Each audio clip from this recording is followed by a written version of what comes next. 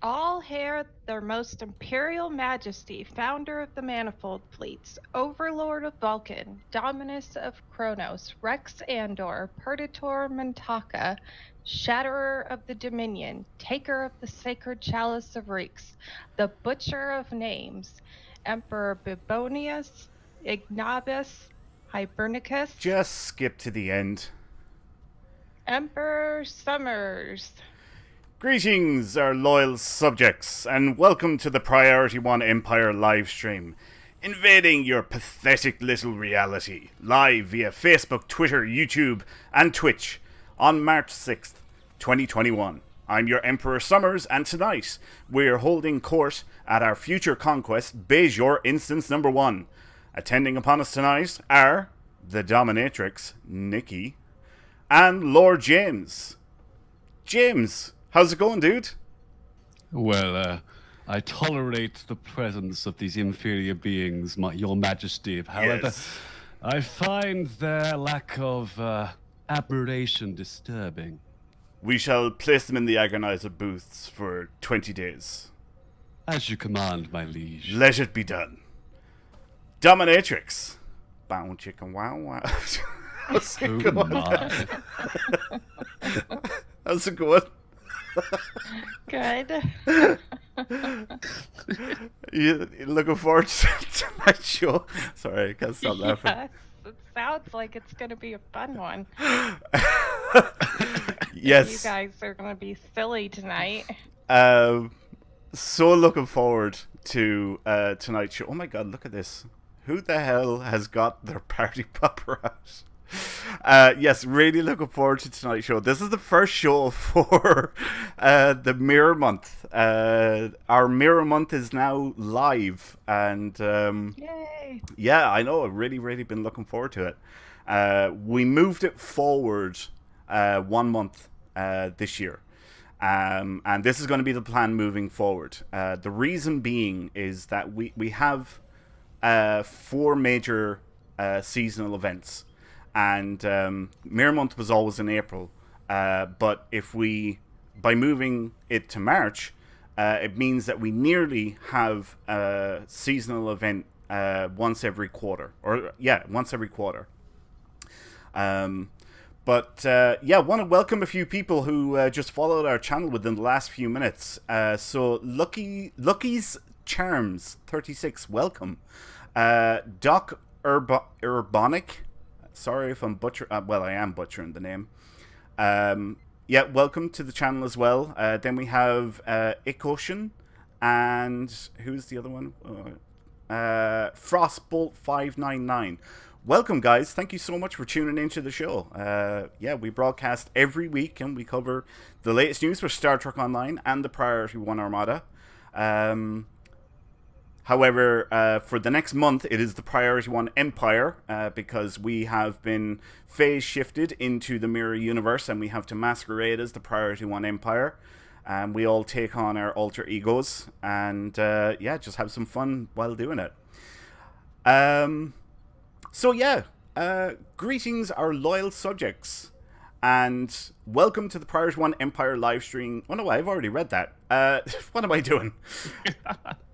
James, we charge you to tell our subjects what awaits them in tonight's show.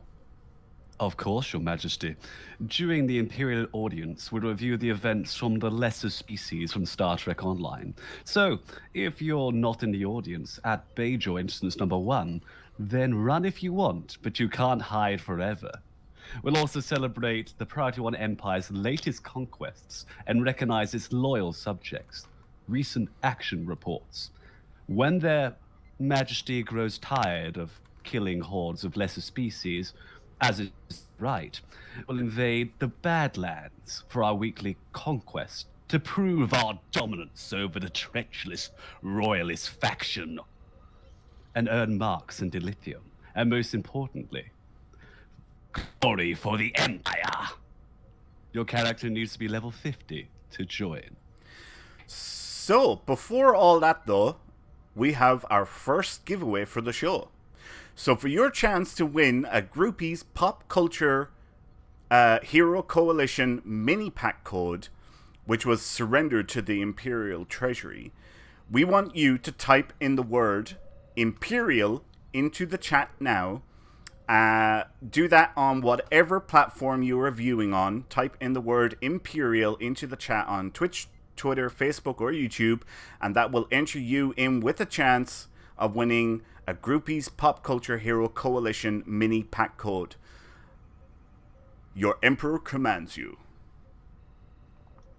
Yes, so I was just picturing James talking, and I was picturing him with a cup of tea. Oh, really? He doesn't sound evil. He sounds like he's sitting in a chair with a cup of tea. Like you're standing there with your Earl Grey. That's how I'm picturing James. It's making me crack up over here. But anyways, I was trying to move that giant balloon, but I don't have the same balloons on my screen, so I can't move it. All right. Well, no, it's fine now. It's fine now.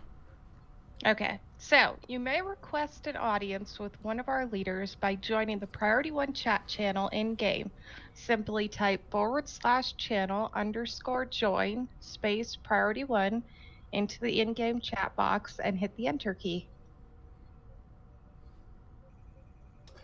If bloodshed conquest and utter subjugation of the galaxy sounds like your cup of Earl Grey, then swear loyalty to the Priority One Empire today at PriorityOneArmada.com. We have Terran and subjugate fleets on all platforms. You're either with us or you're beneath us. Affirm your fealty to the Emperor and the Empire with the Priority One Empire themed merchandise, including at least 3 of the following: mugs, manacles, t-shirts, agonizers, hoodies, and Kelpian flavored breath mints. Links to the Priority One Cafe Press store can be found on our website and Twitch page. Gotta love those Kelpian flavored breath mints. Yeah. They're divine. Oh my god, Panda is awesome. Panda does these themed scripts for us, and he's just brilliant at it.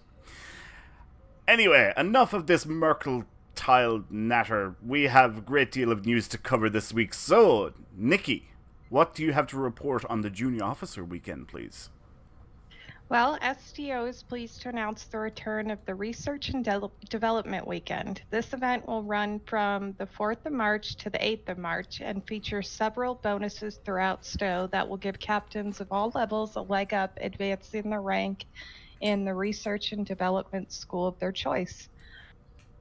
Looking specifically for extra help with their projects, R&D packs throughout the game will give out an extra 25% of the items they currently disperse for the duration of the event. Q R&D material reward packages, normal, advanced, and elite, will also reward R&D materials and have a chance to reward a catalyst. Alternatively, captains wanting to advance through R&D schools as fast as possible should seek out harvest nodes located in mission maps throughout STO, which will not only disperse 2 extra R&D materials each time they are used, but also reward 10 to have a chance to give out an R&D catalyst during this event. I feel like that doesn't make sense. Why would you need catalysts and materials to advance through your R&D schools? Why would you need what? I think that's kind of my fault, because I separated the Junior Officer and R&D weekends into 2 separate scripts to make it easier for whoever was reading the first part to read. So that I'm gonna take the full blame here for that. Okay, because it says if you want to advance through your R&D schools faster, you should seek out harvest nodes to get dilithium materials and catalysts, but that doesn't help you in your R&D schools. Anyways, for all captains that work on R&D projects during this weekend event, those projects will reward an extra 50% of the appropriate R&D school XP. This includes projects, components, as well as more sets. So the projects are rewarding an extra 50% XP. harvest nodes are giving more metals and lithium, and you have a chance at a catalyst. And the R&D packs have extra 25% of items, including the ones in TFOs, because we all need more R&D materials, especially winters. Definitely not. Definitely not. No way. Right. So, do you know? I'm thinking we should probably just read item 2 because you said you split this into 2. It's literally the one item that's split because it's such a long item. Right. So I'll just continue on. So yeah. Continue on with Junior Officer Weekend and R&D Weekend. It's also R&D Weekend from the 4th of March to the 8th of March.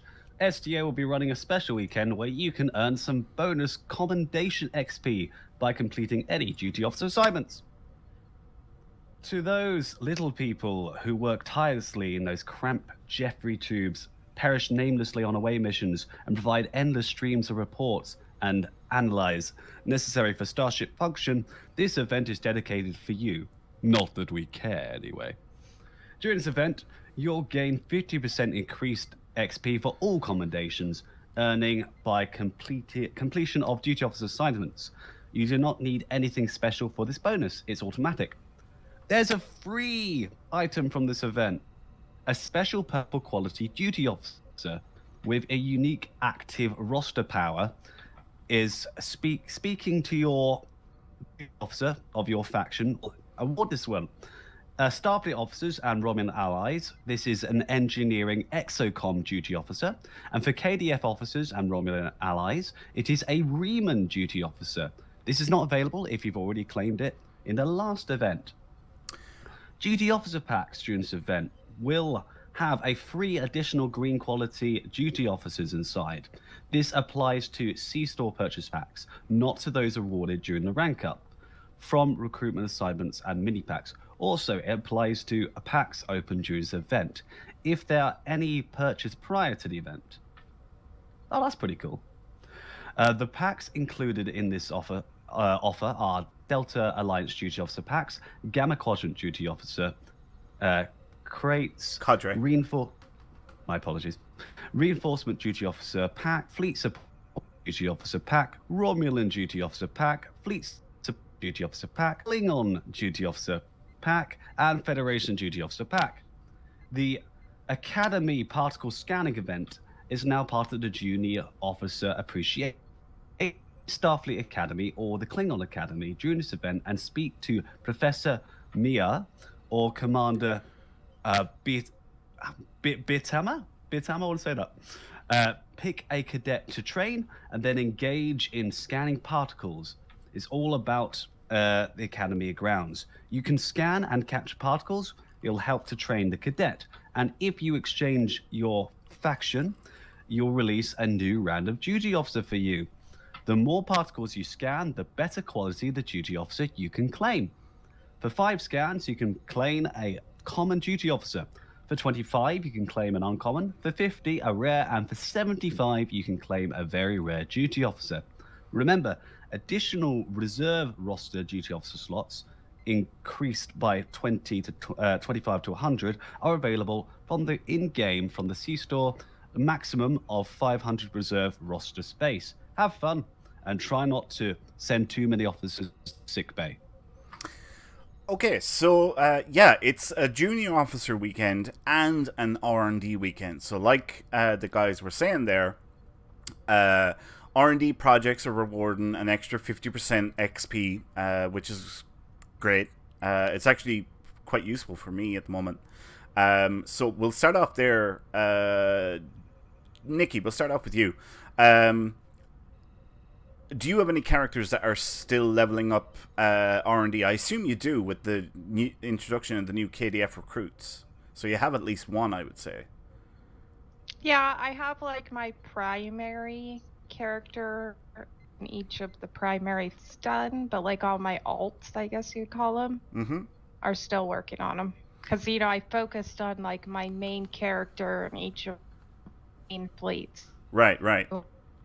But now that I've got those done, now I'm starting to work on like my alts that they don't really matter. Except I'm still trying to get my main character to level 20 on all of hers. You'll get She's there. got 2 left. One's at 19 and one's at 18. So I'm so close. So this will be a big help.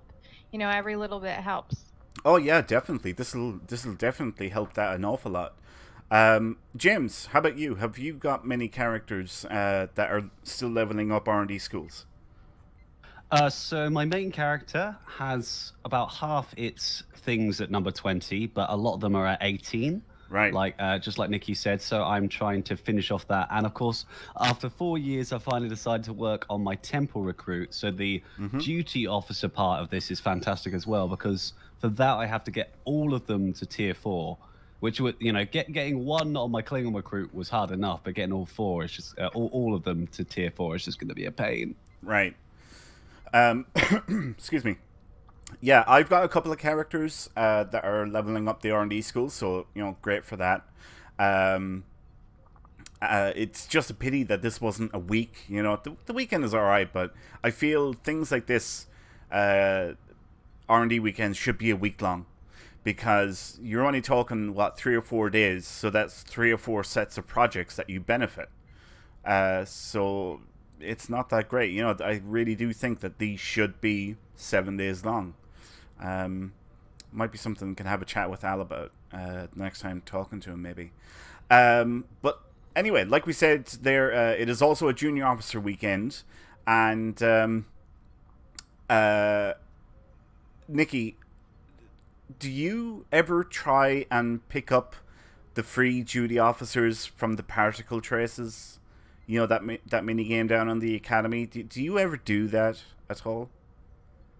I did it once, get a very rare, and it was like 3 hours of work for one very rare duty officer, and I've never done it since. Right. How about you, Jim? Same question. Same question. I did it once and forgot about the event, and I went down and was like, oh, maybe I'll have a go at this, and I realized how long it was. I was like, nope, not doing this. I think I got to 4 and was like, this is taking too long. Yeah. I'm like Nikki. I done it once and I was like, I'm never doing that crap ever again. I was like, nope, once is enough. I was just going to say, you're good at being patient and grinding things out. And so I was wondering if maybe you've actually, spent the time to get a good amount of the very rares. No, like I said, I've done it once and that's it. I never went back to it again. I was like, no way, the return on investment is not there, in my opinion. We just got a cheer from Ray Bosch Borg. Thank you so much, Ray Bosch Borg. Thank you. That is awesome. Thanks, Ray. So I don't think for the amount of time that you invest and what you get as a reward, it's not worth it. But, each to their own. One other thing as well, since it is a duty officer weekend and an R&D weekend, there is an R&D promo going on. And when you open R&D packs or duty officer packs, you have a chance of winning the jackpot prize of a promotional ship or 10 Lobby crystals. So, Nikki, we'll start off with you. Have you chanced your arm at all with this promo that's going on at the moment, maybe to get the new ship? Absolutely not. I bought a bunch of packs, sold them, and bought myself the Voyager. Good girl. You done it the smart way. Mm-hmm. Yeah, and how do you like your new ship? I love it, although I haven't gotten to play it much because that was just, 2 days ago? Right. And for some reason, I've been so tired lately. I've been sleeping a lot the past couple days, so I have only probably used the ship twice for 2 TFOs for my daily event progress, and that was it. But I'm looking forward to playing on it more. Yeah. How about you, James? How do you like your Voyager? Oh, wait. Right. James, how about you? Have you chanced your arm with these promo boxes to pick up the ship? Do I have to answer? Yes, you do. Can't hear his ears. Okay, I did a bad. Okay, first off, I'd like to make an excuse Get the here. agonizer booth ready. Yeah, I probably need the agonizer booth. Okay, but I've been leveling up my temple recruit. So I really needed Lobie. So I and J, because it's another ship that has the letter J on the end of it. So it's very important for me to every ship that has the letter J on the end. Anyway, so I decided to buy the packs, and I think I bought a total of 24 now. And I've got one in my inventory now that I have unopened. You know what? Just for the hell of it, let's see what happens, okay? I can tell you what's going to happen. I can tell you what's going to happen. Turn up the agonizer booth even higher. Yeah. Okay, it's on a different tune anyway.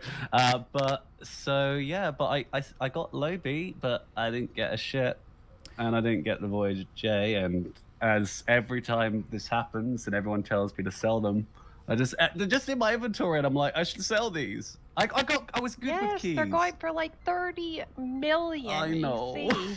I know. I think I only had to sell something like 40 something of them. Like, it wasn't very much. I feel bad. How many did you open in total again? 24. 24. Jeez, at 30 million a pop? Wow. Yeah. Yeah. I believe it's over 30. Weren't you telling It's me that we're higher? 33 million. 33 million Let's for see an how R&D much pack. he lost. Wow. That's crazy. I don't have a calculator handy, so...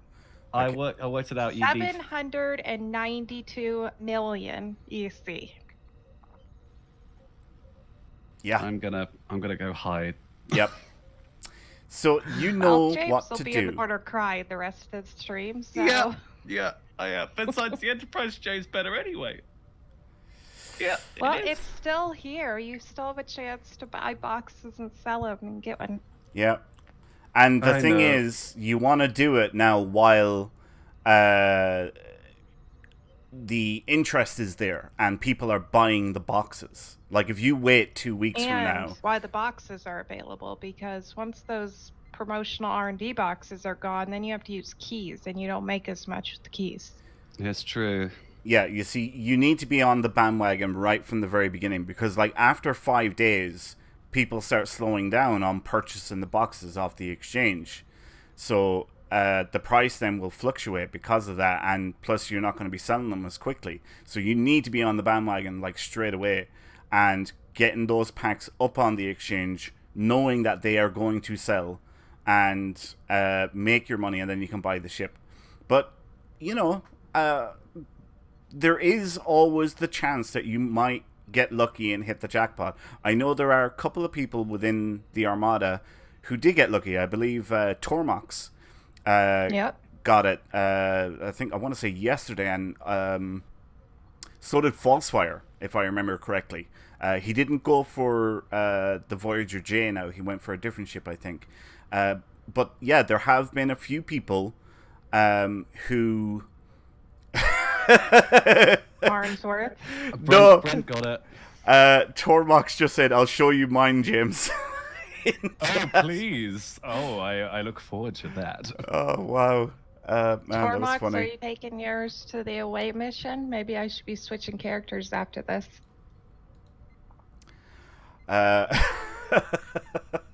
Look, the problem is I have like a monthly budget I'm allowed to spend on this game. And with those 24 boxes, I have run out of my monthly budget. And if I go over, then I get in trouble with Sarah. I'm not surprised. Who's gonna tell her? Yeah. Yeah.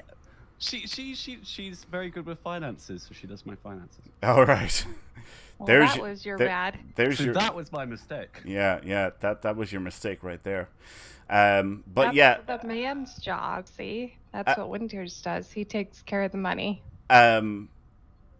My advice will be, if you're looking for the ship and you're willing to put money down into the game, then buy the R&D packs or the duty officer packs, whatever way you want to go, and sell them on the exchange, and just buy the ship off the exchange with the money that you make, rather than playing the lockbox lottery, or the praying to Orange Jesus. But like I said, having said that, you might get lucky. But no, it's a really small chance that you might get lucky and hit the jackpot if you open them. Have you ever won one? Yes, I have. About 2 years ago, I believe. Yeah, I think it was about 2 years ago. I got one, and I couldn't believe it. I nearly fell out of my seat. Because it's the only time that I've ever won a promo. And that reminds me of when your chair broke. Here we go. Oh my God! I'm not going to be able to stop laughing. She brings this up every now and then. I was sitting down at the desk, and my chair quite literally broke in two, and I went back, flying out of my chair, and landed on the ground. And I'm looking up, and there's my legs hanging up in the air, and I'm trying to get out. Breathe. I'm trying to get out when my legs are waving and my arms are flailing around, and I'm just stuck on the ground and just caught in the chair, and I couldn't get out at all. She does bring this up every now and then. That's the funniest thing I have ever heard. I will laugh about that for the rest of my life. Yeah. Oh, so cute. Anyway. It's just the way he tells it with his feet dangling there, and he's looking up at his feet like he doesn't even know what happened. Can I make a quick statement in my defense, just to reiterate to everyone that the only reason I opened these packs instead of selling them, because I was on my way to the exchange with the packs to do it. Okay, I'd opened one to get the little bit of Lobby I needed, and I was on the way to exchange. And then Brent calls me and says, "Oh, James, I pulled it out of 2 packs." So at that point, I'm like, "Oh, maybe the drop rate's gone up." Yeah, no, the drop rate is not going to go up ever. Yeah, that's just not going to happen. But that was what I was going to say. You don't want to do this unless you actually want or need Lobby. If you want or need Lobby, then yeah, by all means open up the packs, and you're going to get it, and who knows, you might get lucky and you might hit the jackpot. But selling them and buying it off the exchange is probably just better, unless you need the Lobby. Anyway, I think we've talked that to death. Let's move on to item number 3. Nikki, tell us all about the 20% Lobby store sale, please. I have to try to stop laughing first. Yep. So the Lobby Crystal Consortium is pleased to announce their latest featured sale from the 4th of March till the 8th of March. Shrewd captains will be able to choose from their wide selection of wares just by visiting the in-game Lobby store. All items in the store will be 20% off for this entire sale, so now's the best time to take command of a Kelvin Timeline Intel Dreadnought cruiser, or get your hands on a Bolian heavy assault cannon, or fly the stars in a Bodwar Astika heavy battle cruiser. So enjoy. So yeah, 20% Lobby store sale. It doesn't seem like that long ago since we actually had a 50% sale, but yeah, great that they're doing another one. James, have you picked up anything from the Lobby store, taken advantage of this sale at all? Yes, I bought a few things. So my Lobby funds were, I was really good with Lobby until I got my Enterprise J, and I was like, oh, that's fine. So I've been going on my other characters and actually leveling them up. I think I bought like tons and tons of consoles and things, and I had 1,000 Lobby before the sale, and now I have none. So I used it. You used it, and you used it during a sale, so that's good. That's good. Nikki, how about you? Do you pick up anything from the Lobby store with this sale that's going on? Yeah, I bought a console. All right, okay, not too bad. They're down to what, 160? Is that right? Yeah. Yeah, 160. Did you buy anything? No, I never buy anything. I don't have any Lobby. Well, that's not true. I think I have like 500 Lobby. But while we're talking about Lobby, I seen Tormach's dropped a message into chat there. More lobby from lockboxes, is it not? ? No, lockboxes vary from 4 lobby to 50 lobby, and you're going to, on average, you're going to be closer to 4 lobby than you are 50 lobby. And R&D or duty officer packs give you 10. So, take from that what you will. You might get 50 out of 1 lockbox, or maybe 2, but you definitely will get 50 out of 5 promotional boxes. If you opened up 5 lockboxes, you could just end up with 16 lobby. So, there's that. I think your chance of getting like 50 lobby is about the same as getting a T6 lockbox. The only time I've ever heard of anybody getting 50 lobby was when Kat got it that one time in the past few months. Yeah, I see Mark there is saying wrong. It's 4 to 6 lobby. No, Mark, you're wrong. It's 4 to 50. And Kat got 50 lobby some time ago. And yeah, I do remember her getting that actually. And I was like, oh my god, I've never got 50 lobby. It's usually under 10 that you get for the most part, it seems like. Yeah, exactly. Want to welcome Dark Rising Games, who followed our channel there within the last 20 minutes. Lee Schlott. And is there another? No, Lucky Champs. I've already welcomed them. Yeah, welcome, guys. Thanks so much for tuning in. We really, really do appreciate your support. And we broadcast every week and cover the latest news on Star Trek Online and the Priority 1 Armada. So, you can tune in here weekly and also have a chance at winning some cool prizes as well, because we usually have giveaways throughout most of our shows. Which, actually, I should probably announce the winner of our first giveaway, shouldn't I? We haven't done that yet. Do it. Yeah. Okay, so this was for Groupies Pop Culture Hero Coalition mini pack code. And the lines are now closed. And what we wanted you to do was type in the word Imperial. So the winner of a Groupies Pop Culture Hero Coalition mini pack code is Dark Rising Games on Twitch. Did I not? Why does that name? Oh, I just welcomed them on. Yeah, for following our channel. Congrats, well done. Yes, you have just won a Groupies Pop Culture Hero Coalition mini pack code. If you could send us your email address, send us a whisper on Twitch to the Priority 1 Twitch channel, and let us know what your email address is. We will get that prize sent to you at the end of the show.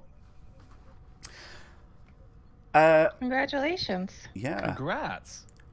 Okay, let's move on to item number 4. James, tell us about helping the Boys and Girls Club of America and how to enter to win an amazing ships. Sorry. Well, Star Trek Online and Perfect World's new Level Up program are teaming up once again to help out Boys and Girls Club of America. And this time we are joining forces with Hero Collaborator. Starting right now, you can head to the link on the Star Trek Online website and donate $5 or more to help BGCA. Doing so will enter you into drawing a prize that includes the 2021 Anniversary Legendary Bundle on your choice of platform, the Last Serena from the official Star Trek Starships Collection, or the Avenger-class battlecruiser from the official Star Trek Online Starships Collection. So yeah, if you weren't like me and you haven't picked up the Legendary Bundle, this might be a great chance to maybe try and get it and help a good cause at the same time. Yeah, definitely. Actually, do you know what? I'm going to get the link for that. Just give me a minute here, guys, while I pull it up. Not unless, Nikki, you don't have it handy, do you? I actually do. You do? Right. Because I'm looking at it right now because I was trying to figure out if it was one of those things where it was only available to the U.S., but I don't see anything restricting it to any specific area. I'm pretty sure it would be US only. No, because in the drop down to do it, it has like every country. All right, okay. Well, I've got the link there And anyway. it says North America and Europe, so maybe it's those, but I don't see anything saying it's restricted to America. Right, okay. Well, I just put the link into chat there now for anyone that is Oh. interested. Yeah, see, because I'm going to go across all 4 platforms, and you're probably just watching on Twitch. Yeah, that makes more sense. So that's kind of it's still unfortunate. You know, you said there that it says it's restricted to North America and Europe, but you know, what about people in South Africa, Australia, New Zealand? You know, what about those people? Well, it doesn't say it's restricted to that. It just says. Let me read what it said here again. Cairo 47 says it says restricted to North America and Europe, but it has all countries for donations. So apparently it does. Okay. Yeah. I just tried to donate. It wouldn't let me. So, leading publisher of online games in North America and Europe. Yeah. See, that's unfortunate. Well, that counts you, right? It does count me, yeah. Yeah, that's unfortunate. You know, there's a lot of fans and people, you know, outside of the US and Europe, who, you know, would probably like to, you know, be in for this thing and they can't. You know, it's unfortunate. I hate whenever Stoll puts up something and it's like restricted to North America. It's like, oh my god. It is nice that Europe is included, but you know, I'm still thinking about the people, like I said, in South Africa, Australia, New Zealand, Philippines, or you know, wherever. But yeah, a good cause nonetheless. So if you're interested, you can donate with that link that I posted in chat. Okay, let's move on to item number 5. Nikki, tell us all about Xbox and PS4 news, please.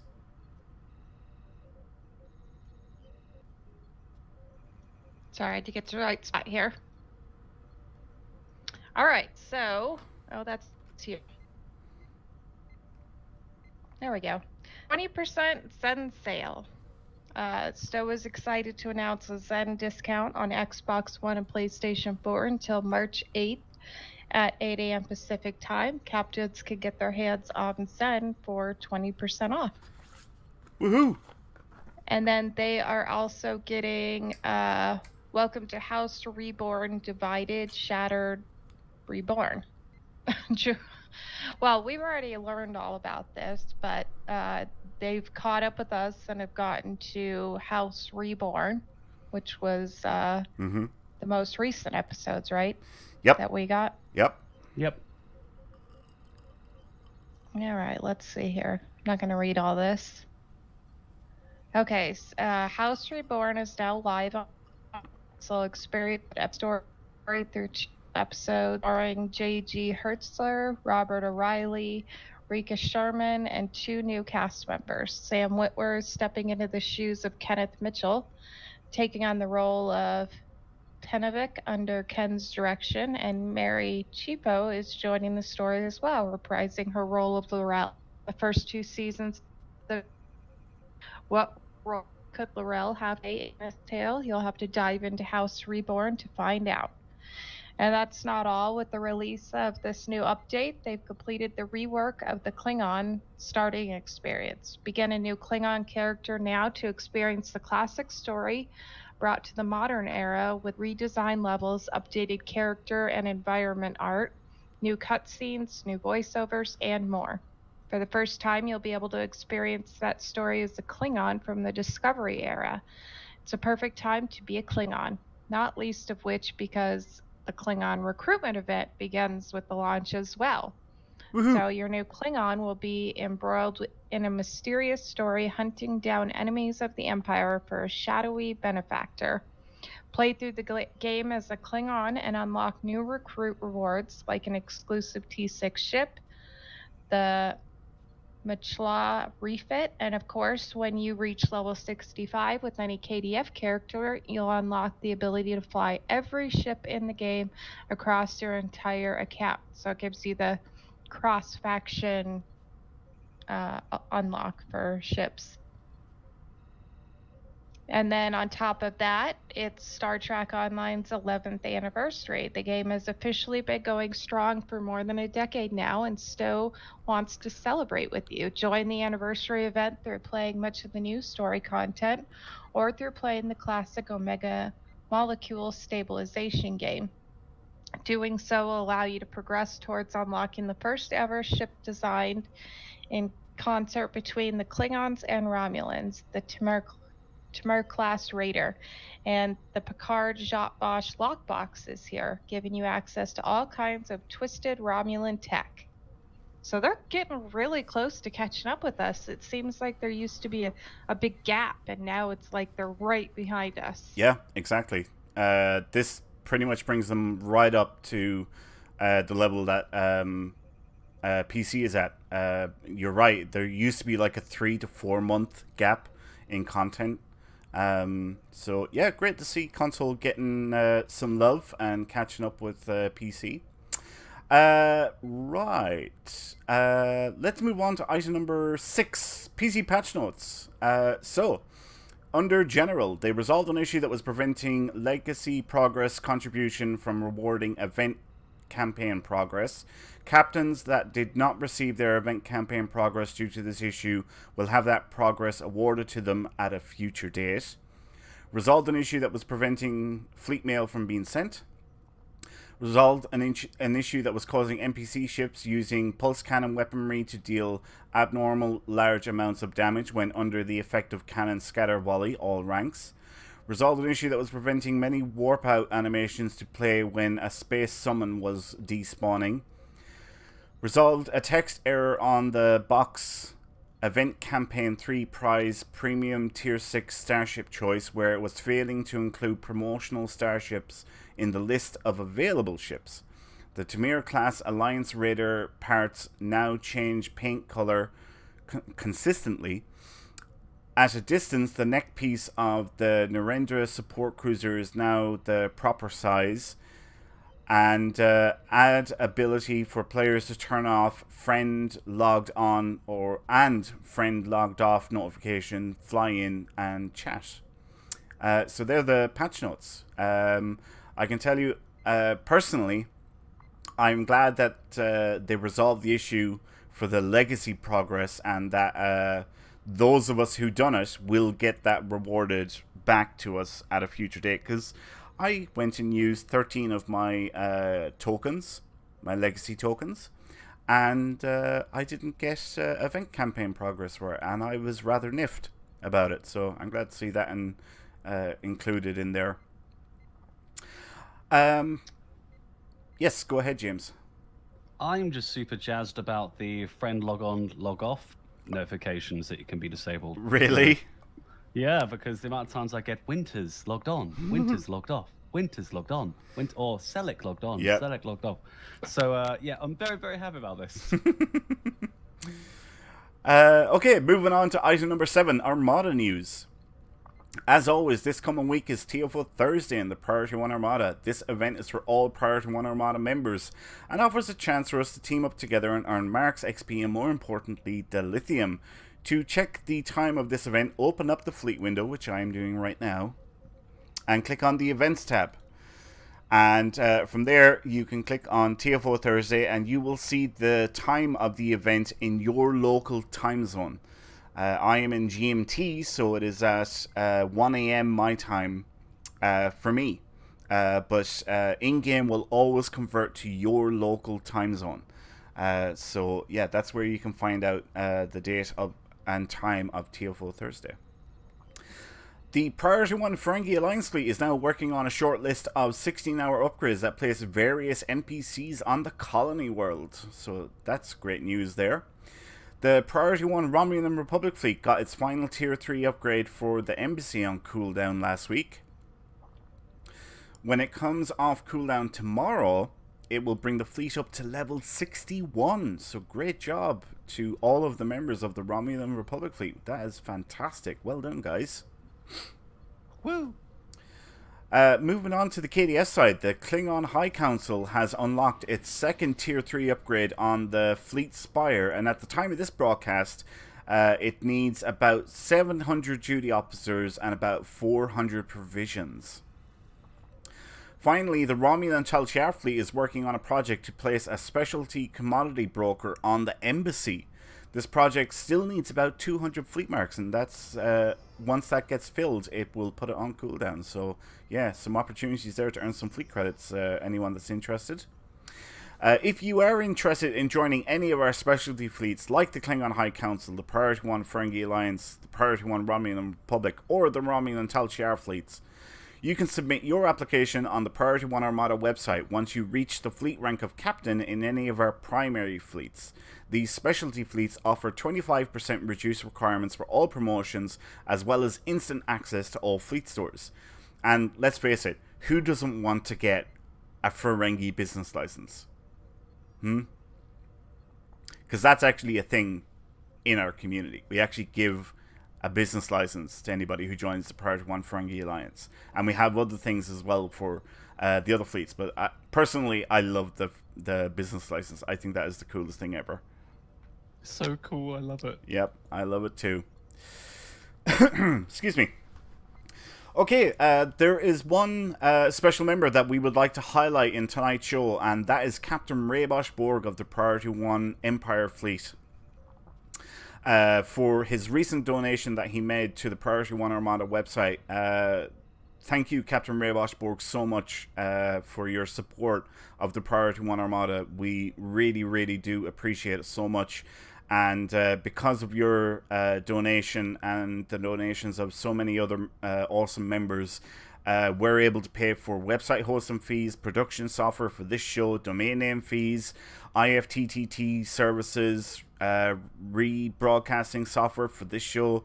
Everything is paid for by these incredible members like Captain Raybosh Borg. So thank you so much for your support of the Priority 1 Armada. It is very much appreciated.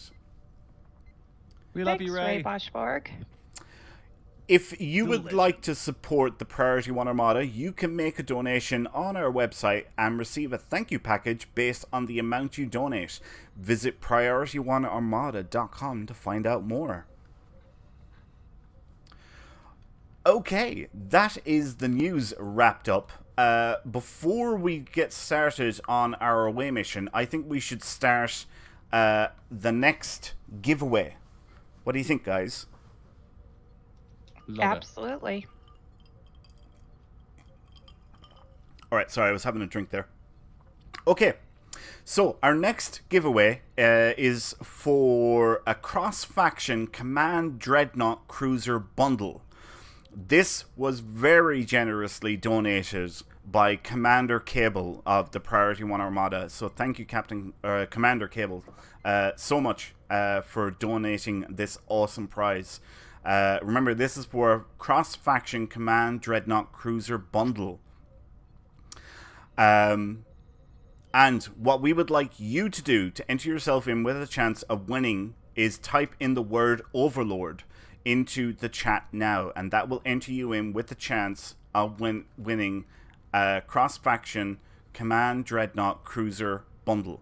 If you already have these ships, there's no point in entering. If you already claim one of these codes, there is no point in entering.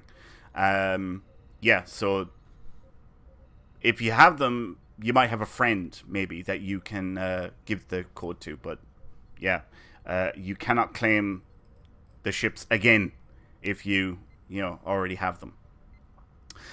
Thanks, Cable. I saw him here earlier in his Yoda character. Oh, really? Oh, wow. He had a little Yoda character. It was really good. Awesome. Fantastic. Okay, my specializations are set up. We are going to the Badlands, isn't it? Mm-hmm. Yeah, it's the Badlands.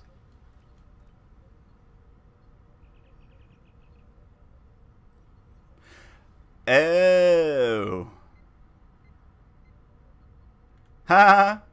Panda, thank you so much for spotting that. Uh-oh, what? Panda spotted the the typo. All right, let's put that in again. Everybody who's entering, type in Overlord again, not Overload. Whoops. Yes. Thank you, Panda. It was probably autocorrect or something. Yeah, it could be. Yeah, that was funny. So, type it in again, everybody, because it won't work if you overload. That was funny. Badlands. Here we are, going to the Badlands, and I am in my what do you call it? Styx Terran Dreadnought cruiser, which was very generously donated to me by Captain Raybosh Borg. Once again, actually, was kind enough to bestow this ship on their Emperor Summers.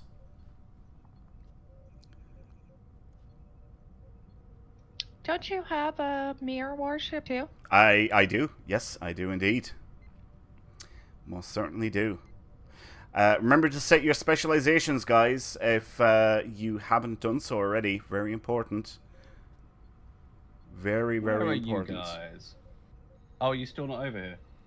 Just in the loading screen right now. Looks like you got some endeavors to do while you're there. Yeah, I haven't done my endeavors yet. I'm going to work on them after the You show. got a Tetrion weapon, you might as well throw it on there. No, I get my bonus experience from... Thing on recruit, thing on recruit, thing on recruit. Never mind. Don't waste it, trust me. Alright, guys, we might open up another instance here in a minute.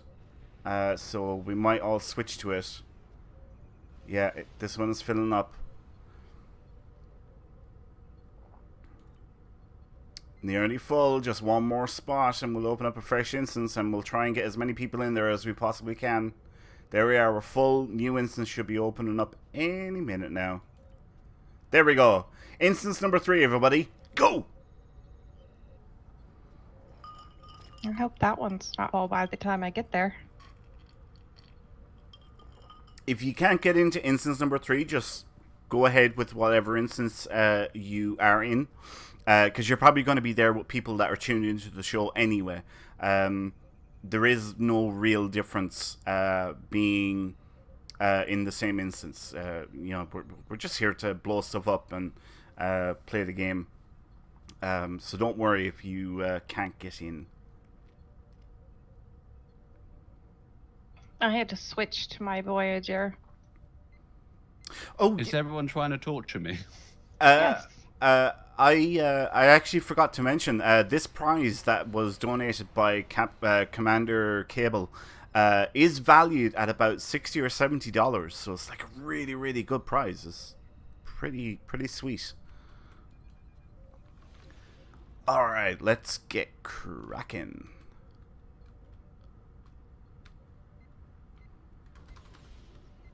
Whereabouts are you, Winters? You still loading up? No, I'm in. I am at the first station.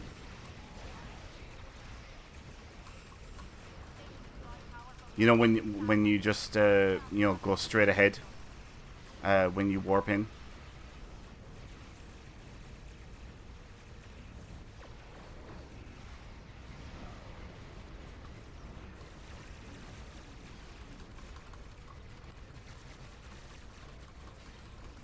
So, something that I actually meant to talk about earlier, but decided not to, and figured I'd leave it until we got to the roundtable, was next week's show, guys.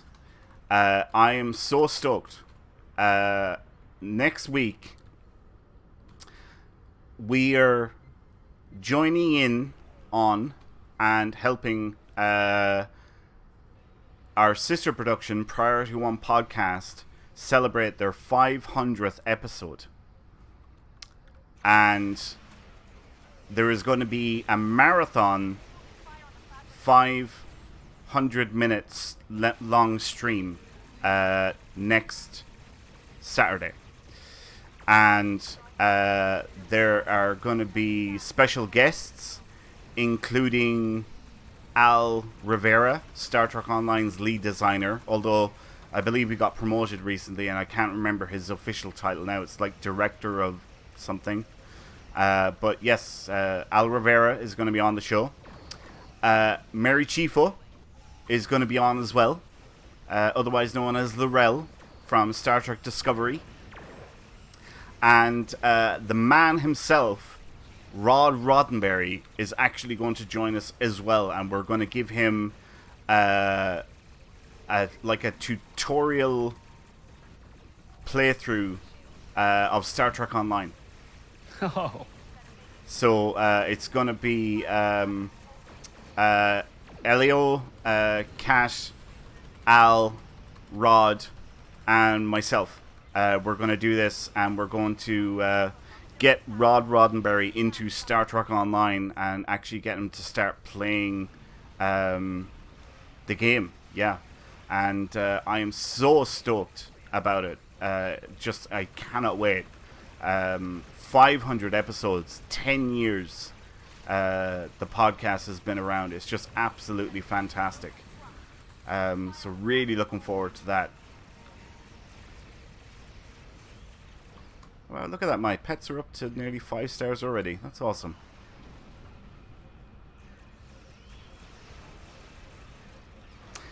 Hey, we got the 2 best J's here. The biggest J because it's the best. Why am I still getting these flyby notifications? I went in and turned all of them off, and I'm still getting them. Well, you're on a different character. No, I just checked. Yeah? I don't know. Because you're on a team? The chat ones are still on. Oh, yeah. Team probably overrides it, huh? Yep. So next week, next Saturday, like I said, 500-minute long episode. Going to be special guests. There's going to be giveaways. We're also going to be raising money for the Poor People's Campaign as well. And yeah, this is a show you do not want to miss. So yeah. You forgot a guest. No, I didn't. And don't say it. I'm not going to. I didn't know. That's why I brought it up. There's some surprises as well. There's going to be a few surprises. Well, that makes people want to tune in every more, knowing there might be other guests that are surprises. Yes, there are. So you should at least say that. Yeah, there's going to be a couple of surprises as well that haven't been announced yet. And more stuff that's going to be announced later during the week as well. So yeah, you want to tune into that next Saturday. Well, I thought the one I was thinking of was already announced.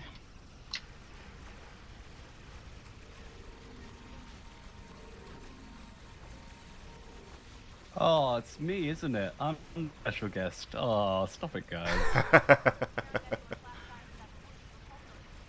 Yeah, really looking forward to it. It's going to be so much fun. I was lucky enough to actually meet Rod in Vegas in 2016, and I actually bought him a drink and had a chat with him after a party that was held in one of the suites. And Gary Graham was there, Rod was there. Who else was there? There was a couple of other people at this party. It was really cool. It was a lot of fun. I wouldn't expect him to remember, because I'm sure he gets people coming out. That is happening, man. Hands down. Imagine if you could say that. Oh yeah, by the way, our fleet has Rod Roddenberry in it. Yep, exactly. You know who I want to get on the show someday is Jerry Ryan. Can we please get her on the show? Jerry Ryan? Or, well, no, I was going to say Marina Sirtis, but... Oh my god. I met her already, and we don't want her on the show. John Not Delancey. if we want to keep it family friendly. Yeah, John Delancey, yeah, God. Get John Delancey. John Delancey would be amazing, wouldn't it? I remember I was at Destination Star Trek London when Yeah. I was a lot younger. I got to meet John Delancey in passing. It was at a party after the whole thing had ended. Yeah. And I just finished. I was quite young, so I think I was like 15 at the time. Yeah. And he walked up to me, and I was just like so excited. I was like, "You're John Delancey," and he was like, "Yeah, it's me." And he just like kind of kneeled over, and I got a little thumbs up photo with him. Nice. And it was like, oh, it was amazing. Yeah, I remember when I was at Vegas, we were in the iBar, and there's a bunch of us. We're all just sitting down, we're all chatting about whatever. I think it was actually Star Trek Online that we were talking about, and somebody goes, "Oh my God, look!" And I just turned my head and I looked, and there was John Delancey and Robert Picardo walking by. So just waved a hand and was like, "Hey guys," and they waved back, and they just kept on going. But yeah, it was like, oh my God, it's the Doctor. Oh, I would love to meet Robert Picardo. He's like my fave. Yeah, he's really good. Next Chief O'Brien. So who's to go to STLV with me this year? That's if Vegas goes ahead this year. I don't think it's going to happen. But I think it will. Like, even the schools are opening up in August for in-school learning. Yeah. They actually open up in March, but you have your choice in March. In August, it's you can't choose. They have to go back to school. Yeah. So I don't see why Vegas wouldn't go ahead. They've already got all these confirmed guests and everything. It looks like it's going on. I don't think it'd be a good one to go to, because I think the participation numbers are going to be really low, because Why? Because we have to spend this year getting vaccinated, and people aren't going to go. Vaccinated by then. Do you want to put a bet on? And it seems like the Do you want to put a bet on? celebrity guests aren't being, like, there's not less of them. Like, all the normal people who would be there are going to be there. That's only because of contracts. Well, I'm going. Yeah, I don't. I'll meet you there. I I'll don't get think money there's somehow. going to be that many people there. I think it'd be a bad year to go, because I mean, there's countries that can't even get a vaccine in to start vaccinating people. Oh, over here, there's a place here in Arizona that has so many that they've already opened it up to everyone over the age of 18, because they have so many they can't even use them all. Yeah. But there's countries that So- can't even get their hands on it to start vaccinating even elderly people. So, Well, most of the people coming in, there's not a ton of people coming to STLV from out of the country. But I don't mind if there's less fans, I don't mind there being less of a crowd, as long as the like shops are still there and the actors and actresses are there. I'm fine with that. I'd like to take a moment of silence for myself, because I finished tonight. Earlier today, about 2 hours before the stream, I finished the very last episode of DS9. this wasn't your first watch through of Deep Space Nine, was it? It Yeah. was. Oh wow, was? Oh wow, okay. Because I watched through Voyager, and I've watched through the original series and the animated series and Lower Decks, but I'd never watched through DS9 all the way through. I'd watched through season 1 and a couple of odd episodes. I haven't seen it all the way through, and now I'm sad. Right. Well, this is actually a good thing to talk about. What did you think of Deep Space Nine? It was so good. I loved it, honestly. Yeah. Oh, it was just like it's made me, watching DS9 all the way through, like in a marathon format, has really made me appreciate this game so much. Yeah. Because there's so many plot points from the show that are kind of loose end threads that I was like, I want to know what happens. And this game answers all of my plot points. I was playing through the missions that have kind of been deleted from the game. Yeah. Earlier today for my temporal recruit, And there was a whole storyline about the lost Dominion fleet coming through the wormhole. Oh, It's yeah. like, oh my god, that's the Dominion fleet that disappeared from that episode. Yeah, Oh yeah, my yeah, god. yeah, And totally. it was just honestly like the last episode was I was on the edge of my seat because you didn't know who was going to die, and it's just really enjoyed it. And yeah, like the whole I knew what happened to Cisco. But obviously I've read some of the DS9 books, like kind of the aftermath novels, so Yeah. I kind of knew about like Cisco and the prophets and everything. But I thought everyone else was quite wrapped up nicely, and Julian and Chief O'Brien's story was actually gut roached me the most. The two of them having to say goodbye. They didn't die. Yeah. It was just two friends going away, which resonated with me because obviously I'd left university a couple of years ago, and not being able to see my friends due to lockdown is I started I cried. I actually cried. I'm not afraid to say it. Those two, and Odo and Kira. Oh, I was like, no, you two, you finally got together, and I was so happy. And then it was like, no, Yep. he's gonna go back to his people. I'm like, why? Yep. But then I was like, oh, I wonder what happens to the leader of the founders. And I was like, oh wait, she's in Star Trek Online, so something must happen. And as a kid playing through the missions, I had no idea who the character was when I was escorting her through the mission. Yeah. And replaying it today, I was like, oh my god, this fulfills this is literally set after it. I was so excited. Yeah. It was ridiculous. Well, like I've said many times, I think Deep Space Nine is the best out of all the shows because it done the most for developing alien cultures. I mean, look how much we learned about the Ferengi, the Cardassians, the Bajorans, the Klingons, Vorta, Jem'Hadar. We learned so much about all these alien cultures, even Romulans. And of course, the Section 31 stuff then as well, which was just so cool. Oh, so good. Yeah, this is why Deep Space Nine is my favorite out of all the Star Trek shows. I think it was just absolute gold. Well, here's a question for you. Okay, maybe for everyone in chat. Do you think Julian broke his Hippocratic oath when he kind of killed Sloane? Spoilers. That's my question to everyone in chat. Do you think he broke his Hippocratic oath because he swore not to harm anyone, but he had to harm Sloane to save Odo? So that is my question. Well, he didn't harm him. He didn't torture him. He didn't kill him. It was Sloane that killed. He put him in. He backed Sloane into a corner, and Sloane made the decision. So I wouldn't say he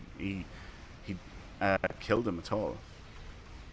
Well, he did threaten to put those Romulan torture devices on his head.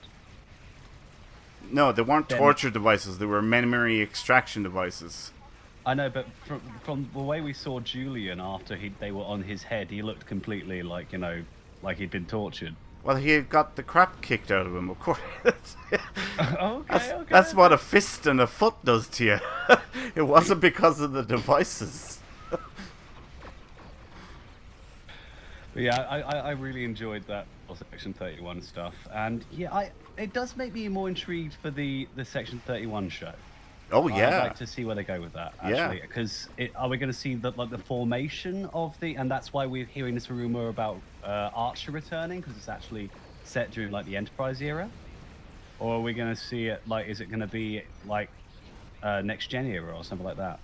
That'd be interesting. Well, Philippa Georgiou apparently is going to be in that show, so it's going to be set in Pike's era, if that's to be believed. And Section 31 was prior to Enterprise. So, yeah, it's not going to be the origins of Section 31, because Section 31 was already a thing before Enterprise, because it was part of Starfleet's original charter.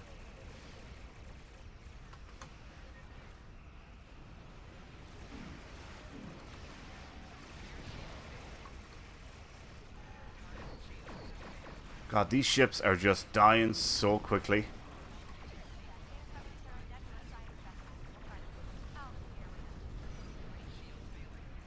What?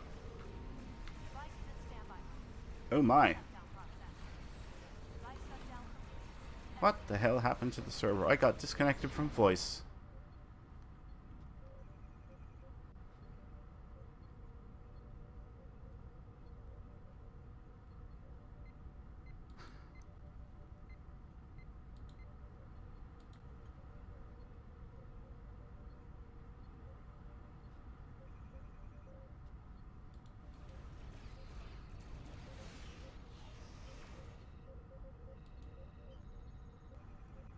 Can you all hear me on the stream?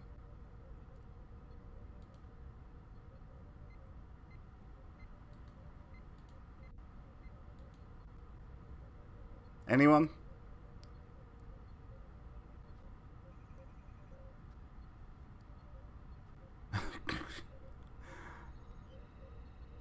Why am I...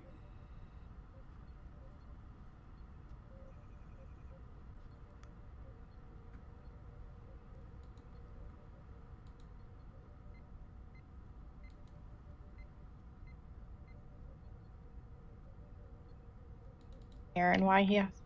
There he is. There I am. Oh, he's back. I'm back. I don't know what happened there. Yeah, because you didn't get kicked out of the game. The broadcast didn't end. Yeah. He just sort of left.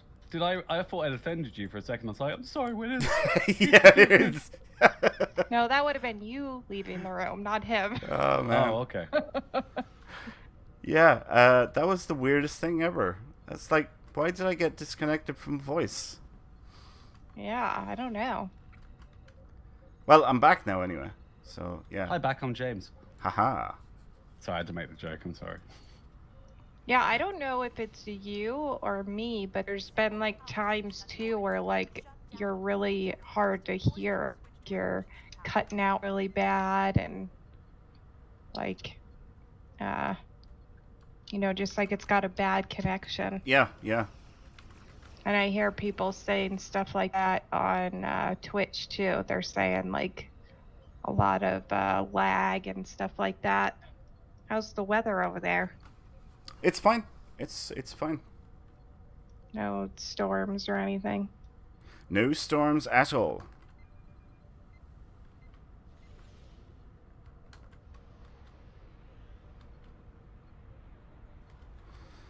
Oh yes, so there is a plot from Ray Bosch Borg to overthrow the Emperor. I fully support this endeavor.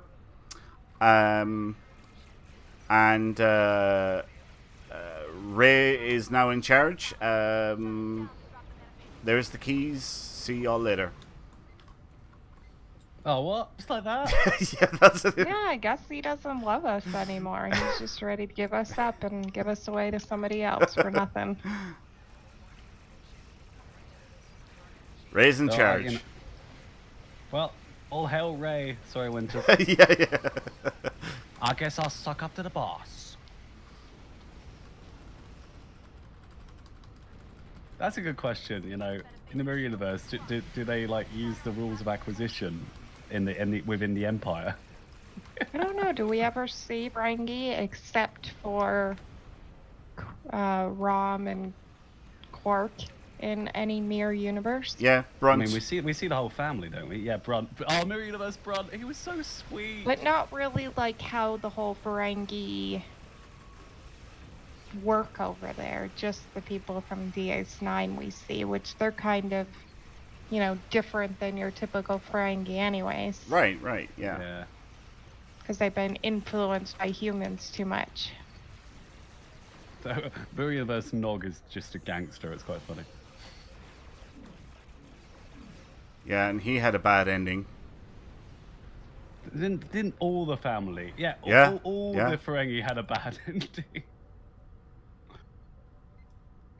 kind of just became the joke towards the end. Oh, he's Ferengi. Oh, he's probably going to die. Yeah, Cairo in chat says every DS9 Mirror Universe show, one Ferengi gets killed. Did you notice that? Yeah, I noticed that as well. Oh, yeah. Yeah. First it was Quark, then it was Rom, then it was Nog, then it was Brunt. Mirror Universe Brunt was so nice. I was like, oh. My favorite scene was definitely the it was Rom's, trying to decide what differences were. Yeah. So Brunt had made him the two grubs, and it's like, oh, I'd have some more two grubs, please. And it's like, wait, no. In my universe, two grubs aren't poisonous. So in this universe, they must be poisonous. Yeah. Yeah, it was doing my head in, all right. Oh, I loved it. It was that like and then Quark's just like, no, just stop. You're overthinking this. He just reminded me of every Star Trek fan ever, like, you know, trying to work out the differences between it.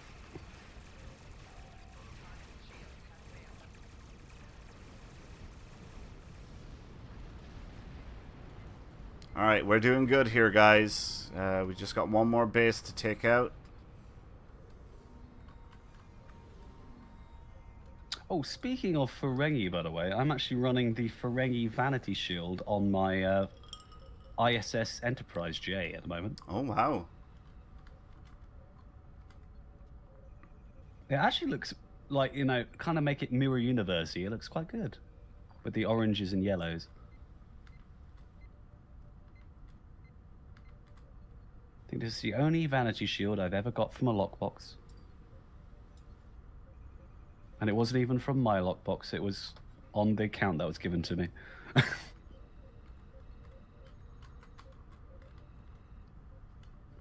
Bosh, I see you. You have the Janeway. Why does everyone have the Janeway? I don't have a Janeway. Ah, thanks, Winters. I have it my way. I have it my way. And now the end is near. Is it bad? Because now I know who Vic is, obviously from a DS9 marathon, and Vic is now my #1 favorite character just because of the songs he sings. I want to record like 1 or 2 of Vic's numbers and random intervals just post them in Vic's lounge on the Discord and see if anyone notices. Yeah, Vic was alright, but he wasn't my most favorite character. He was alright though. He's a good voice, very Frank Sinatra type voice, doesn't he? Oh, he was a friend of Frank Sinatra. That's why. Oh, really? Was he?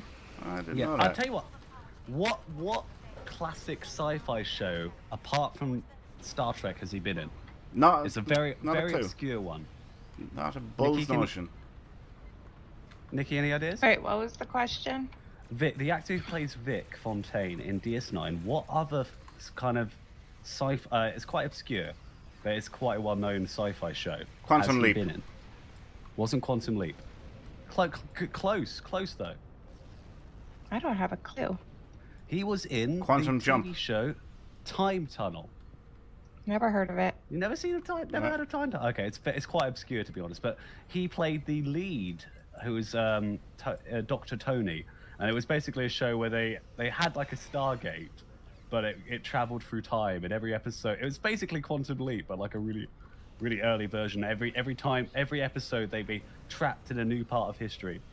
It was definitely that kind of 60s sci-fi. It's quite the first couple episodes were really good, but after like 3 episodes it got very much the same. But yeah, no, he's in it, and when he was first introduced the character, it's like, I've seen his face before, where have I seen it? And it was in Time. So yeah. Learn something new every day. Mm-hmm. Oh, did you see what Cairo said? No. That James Darren, who plays Vic, has an album/CD with the kind of song playing in Base 9. Oh, wow. I love that album. He released a ton of albums. Loads of them. Not just DS9 songs either, but loads of them. Oh, they're really good. I must admit, like, after each episode, we did a ton of like research to like get in-depth facts and things like that. It's been quite fun. What is it with the Enterprise J's? And an Enterprise J with a cloak? Really? I mean, I can do it. The Enterprise J doesn't come with a cloak, does it? I mean, I use the Romulan cloak, the one that comes with Reputation, but not permanent cloak. Yeah, there's a few different ways. You could also put the one on that comes with the the Defiant set.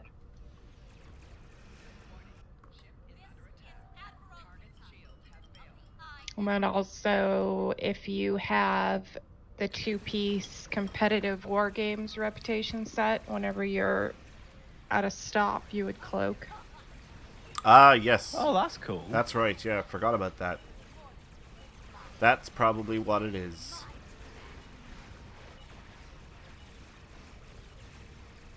So The cloak on the Janeway is really cool looking. I've heard it's got some really good. The trait gives some really awesome perks when you cloak as well, doesn't it? It does bonus damage when you decloak and heals you when you're cloaked. Is that right? When entering cloak, 100% turn rate and flight speed for 8 seconds, or until exiting cloak.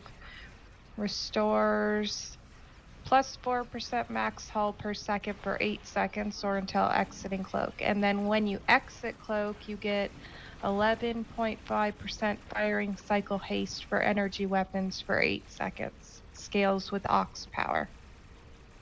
That is a really cool trait. I would probably actually take. I'd put that on my Klingon tune, just so I could get that trait.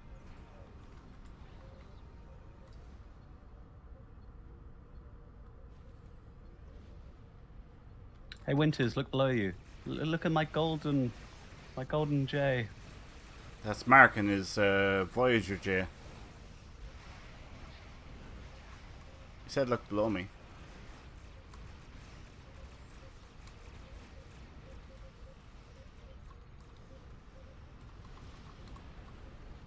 Just gonna follow you around. Pay attention to me, Winters.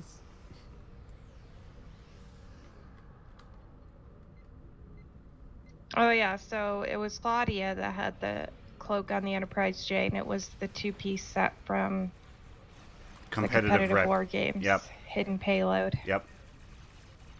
Oh, That's what I used in my Klingon recruit to get my ambush kills done. You've got both of those done now, don't you? Yeah. Yeah. I'm still working on mine.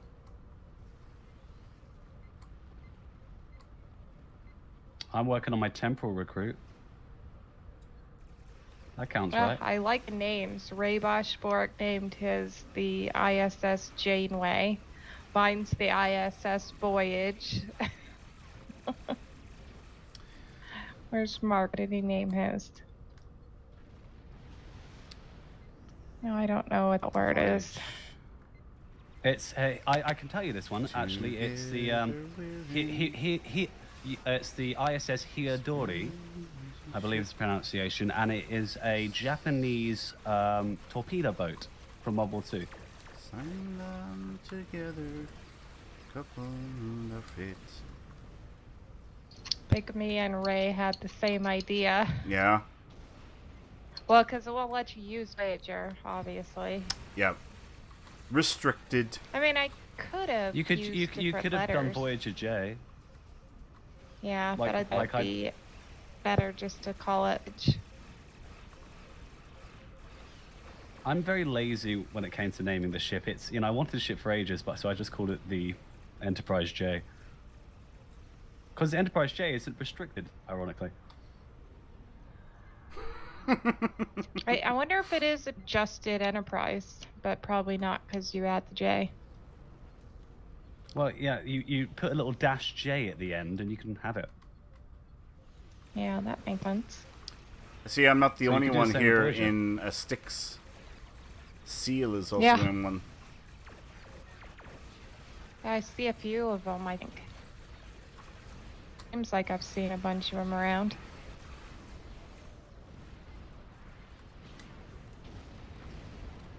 I have mice on my mirror Klingon character.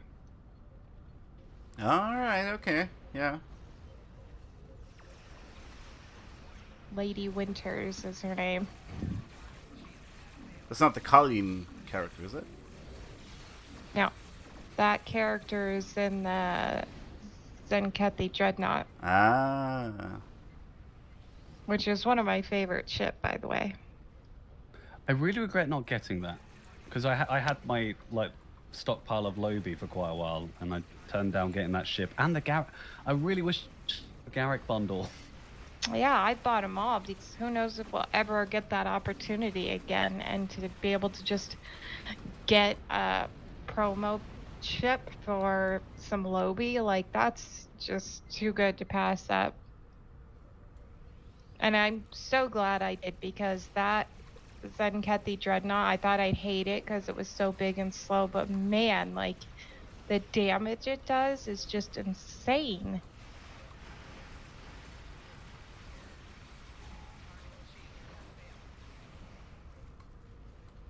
I like big ships. And I cannot lie. Oh, God.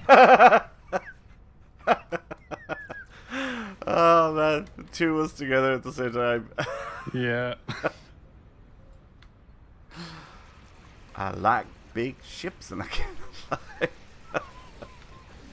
Oh, dear. Wonder where Cat is. Cat's out walking the dogs. Or, Still? well, more accurately, the dogs are out walking Cat because she's probably been pulled along. Slow down, slow down. They're taking her for a walk.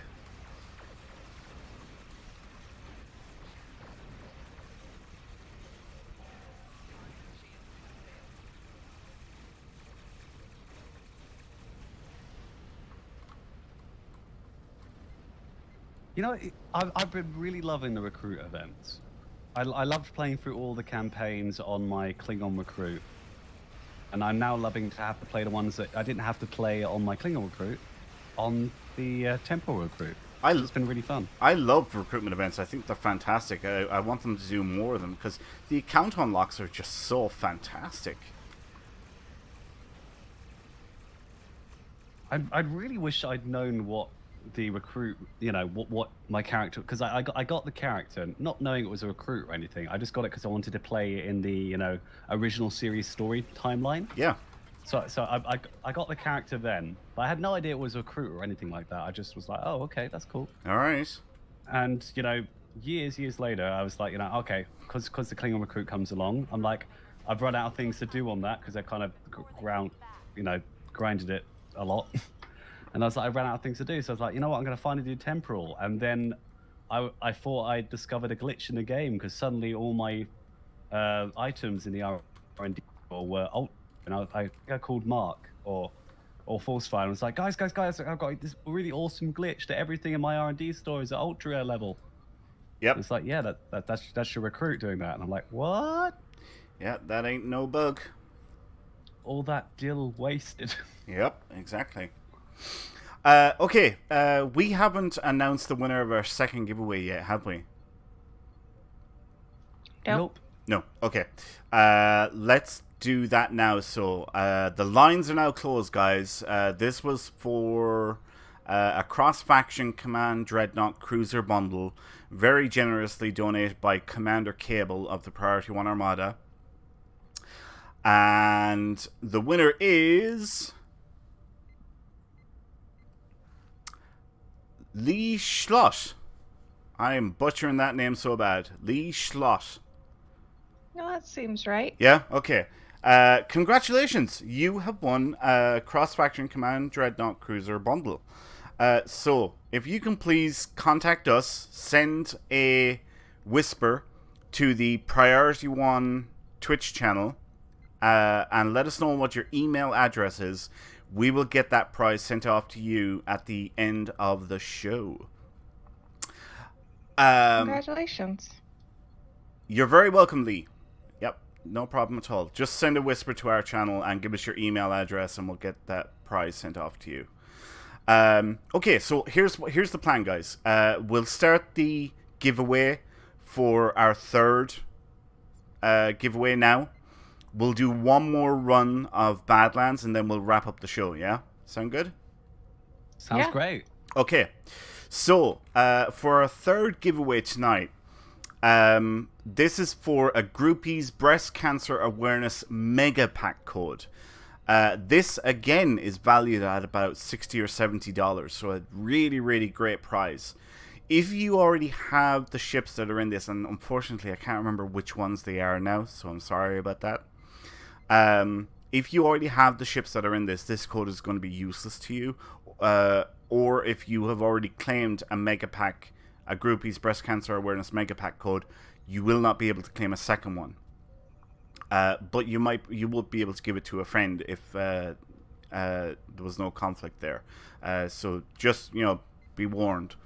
And for your chance to win a Groupies Breast Cancer Awareness Mega Pack code, we would like you to type in the word Empire into the chat now, whether you're watching on Twitch, Twitter, Facebook, or YouTube. Type in the word Empire into the chat now, and that will give you a chance of winning a Groupies Breast Cancer Awareness Mega Pack code. Go, everybody! So, Tormox, I've been looking everywhere for you because I know you're in the Badlands. I don't know if you're on a different instance, but what did you name your Voyager? He wants to know if you spelled it right this time. yeah, that's right.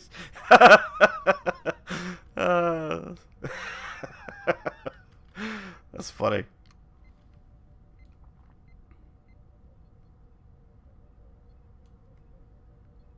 Well, I don't even care about the Voyager-J. You know why? Because I have the best ship in the game, the Enterprise-J, which is bigger, therefore better.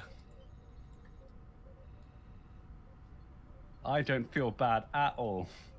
Is there like a Klingon J?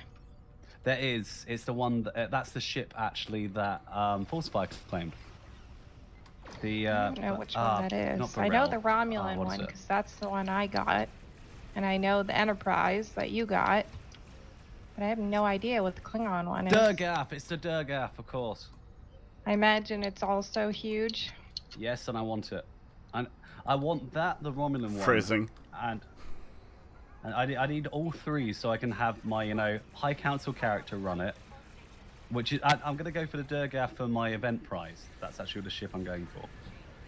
I should be smart and go for the Miracle Worker D7, but I'm not smart. I just like big ships. And I cannot lie.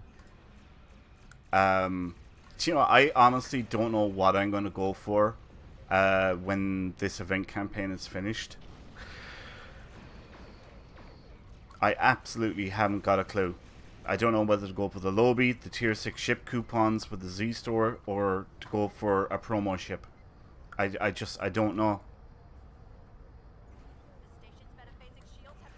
The low buy is very tempting, I'm not gonna lie, because I've got so many new toons now that need consoles. I need to respect my Klingon High Council member and also Klingon recruit because she's blessed my account with so many benefits. I must give her a nice ship. All right.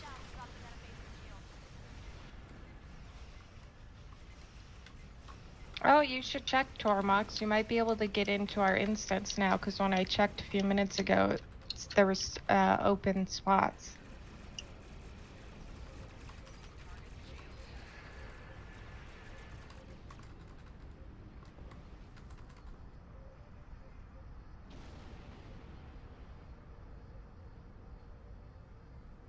Went out of range. Dang it. Yeah, I'm the only one at my little power station thing, and I keep getting pushed out and losing all the progress I had made. Yeah, we should split up. Divide and conquer will be the best thing. That's what I always do. I always go the opposite way as you, because I know most of the people are with you. There isn't that many people here. But guys, Optimus Prime always told me, together we stand, divided we fall. Did Optimus Prime lie to me? Yeah. Oh, this is where I want to go. Optimus Prime. Together we stand, divided we fall.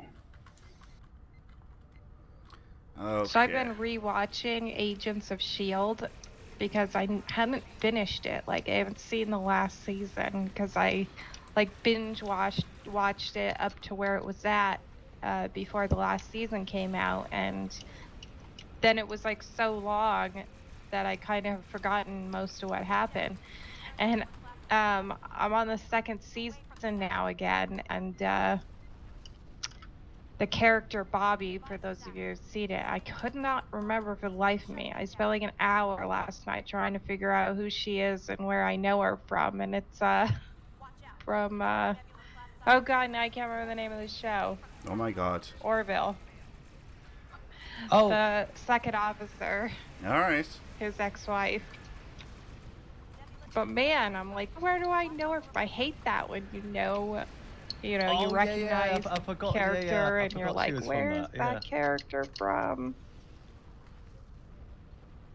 Oh, yes, And of course. I couldn't get the X-ray thing to work for Netflix. I don't know, maybe it's just when it's on Amazon Prime, so I couldn't just look and see who she was and what shows she was on, but it's driving me crazy trying to remember.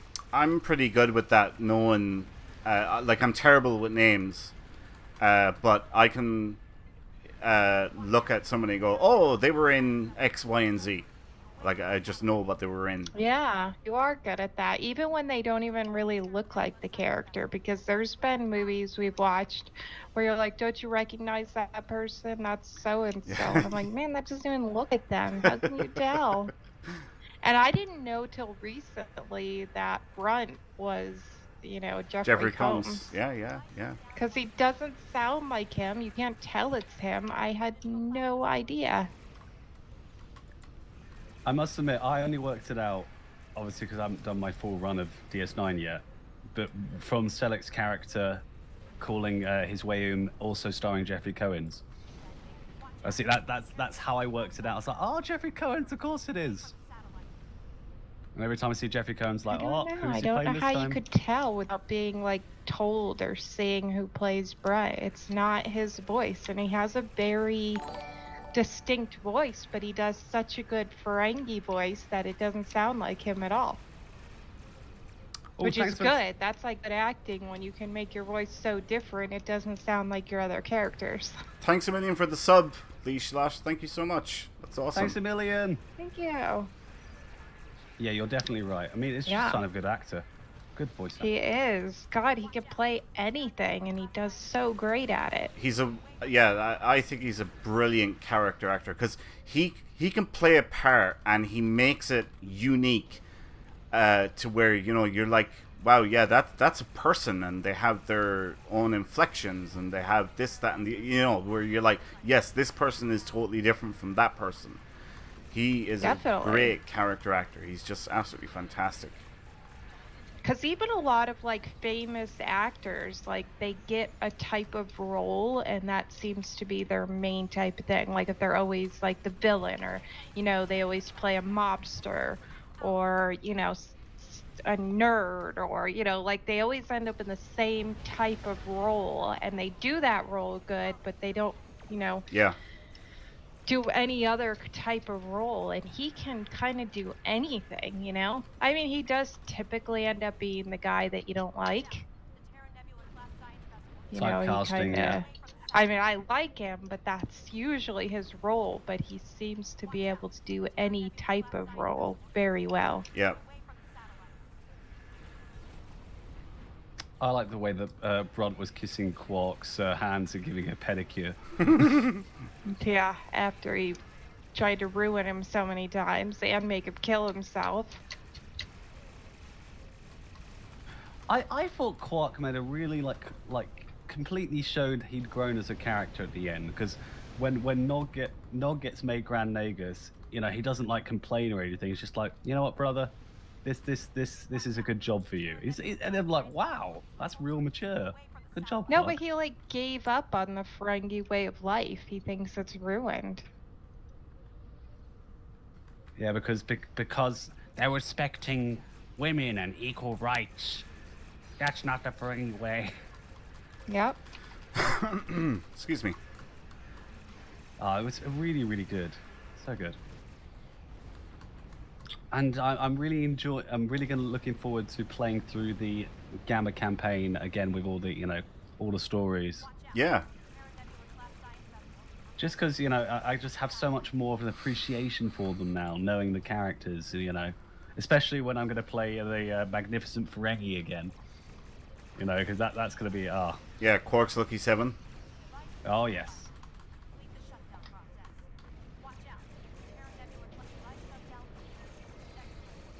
Good night, Lashlot.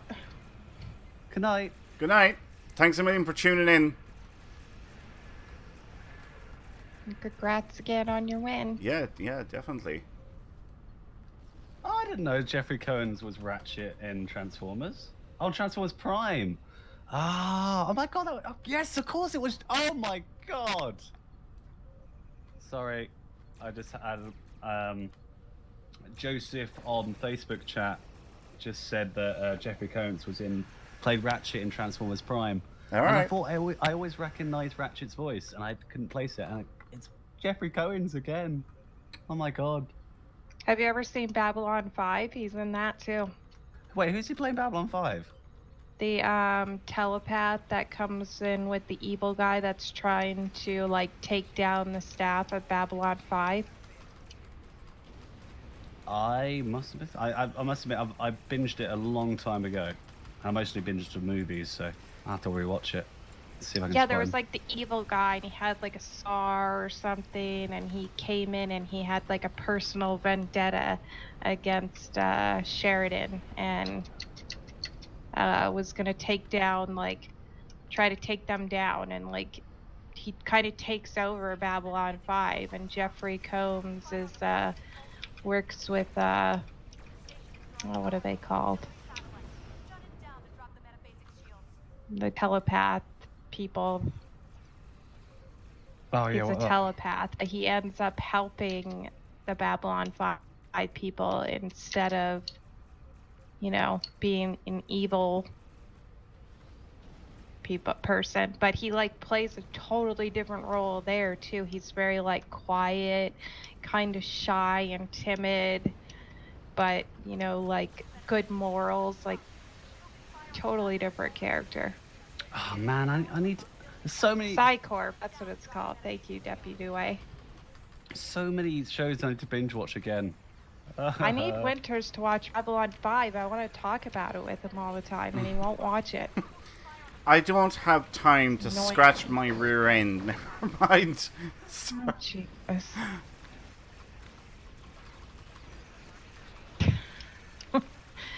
We can watch it while we work. Don't you ever just have something on TV while you work on stuff? Depends on what I'm doing. Yeah, it's not very long. There was only, I think, 5 seasons. Well, we're down to the last area to capture. That's awesome, guys. We're nearly on to the boss stage. Yeah, there's a ton of Star Trek characters in Babylon 5, and one of the ones that's recurring is Bester, who's what's his name? Chekhov. Yes. Oh, I love him. I remember when I first saw Bester, and I was like, why is Chekhov evil? Yeah, he's that guy. But I'll tell you what. Did you ever see the kind of slightly naff, but I quite liked it when I was younger, spin-off show Crusade? Did you ever see that? That does ring a bell. Let me Google it. Hold on. It was it was kind of the sequel to the very last movie they made, and it was about a ship that they made specially, and it kind of went around the galaxy solving problems. It was cancelled like halfway through the first season's run. It was a little bit naff. I'm not gonna lie, but as a kid I loved it. I was like, this is really great. I rewatched it recently. I'm not getting that film. I'm seeing like weird warrior films when I look up Crusade movie. No, it's not a movie. It's a series. Oh, that's why. It's just a sequel to Babylon 5, Crusade. Yeah, because I have watched all the Babylon 5 movies too, but I don't feel like this is part of it. I don't recognize those people. Oh wait, is that the guy from Babylon 5? Is one of the characters the same character? Yeah, he can't. Basically, the show starts off kind of after the last movie, and the ship gets kind of christened and it goes off. It's basically just like I'm on fire, but it kind of fell through now.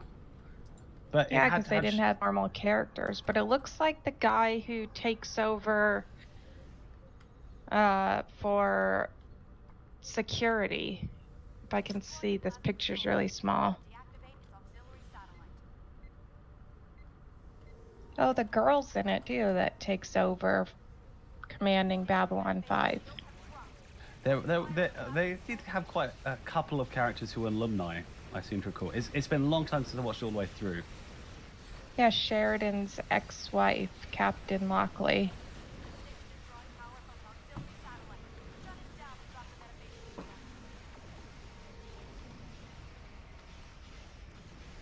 I always I'm gonna check this out.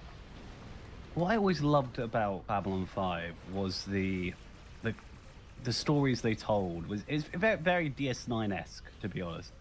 But I remember, like, in the very kind of, you know, they come up with a class system, which I thought was really, really clever. Like they divvy out the control of the planet. Oh, what's the name of the planet? It's the. What's the keyword again? Sorry. What, Crusade? Oh, the keyword. Oh, no, sorry. for the giveaway. Empire. Empire. Okay, somebody was asking. Nightweb. Nightweb. Oh.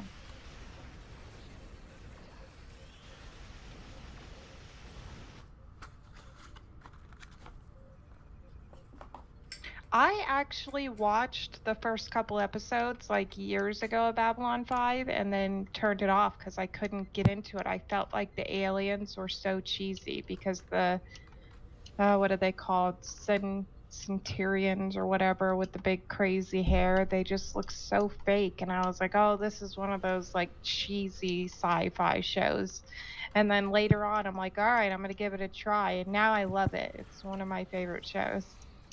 It's really clever. I love how he develops his character, the head of that people, you know, with his big giant hair. But you know, he becomes quite an enjoyable character, and his relationship with the other race that's kind of subjugated by his people. Yeah. Oh, so good. I think I only ever binge watched like season 1 and then caught the odd episode there, here and there, and then I think I finished like the last bit of the season, then watched all the movies. So there's a huge chunk of the series I haven't seen. I remember Babylon 5? Oh, Babylon 5, yeah. I remember. Oh man, you gotta get the movies and the TV shows because understand there's like a certain order you could watch this movie, then these seasons up to episode whatever, and then watch this movie, and then you could watch it in like chronological order, which I haven't done yet, but it's a good idea if you're going to rewatch it to do it that way. Oh yeah, no, I'll definitely do it next time I do it. Though, like I said, our next binge watch is Enterprise. So, I just binged Enterprise recently. Oh, you did? I did, yeah. And it was awesome. So it wasn't a long time getting from the end to there. It was a long road. It's alright, Cat's not around. I think I got away with it. Yeah, I know, right?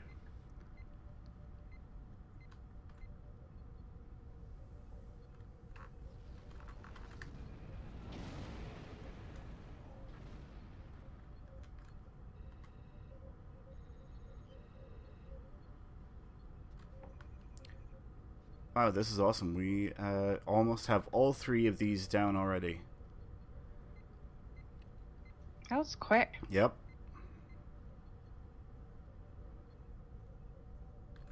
There's Terok Nor. Jason Smith's rolling his eyes at me. How's it going, Jason? I didn't realize you were here. How are things?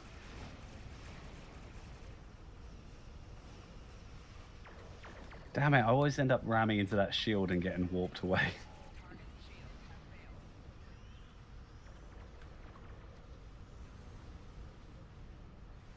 I'll have to check those out, JF Travis. He said his wife did a couple of Babylon 5 tribute videos. Oh, wow. I'll have to check those out. You'll have to trek them out. Hey! That's what we say here in Priority 1. We trek it out. But it's Babylon 5. Can we trek out Babylon 5? We trek out everything. Oh, okay. Awesome. Alright,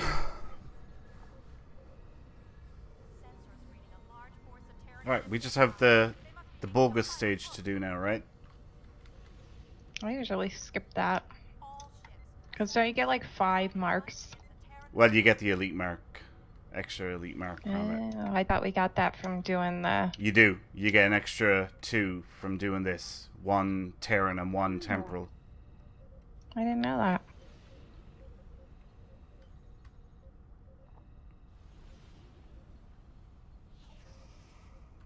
Everybody getting into position.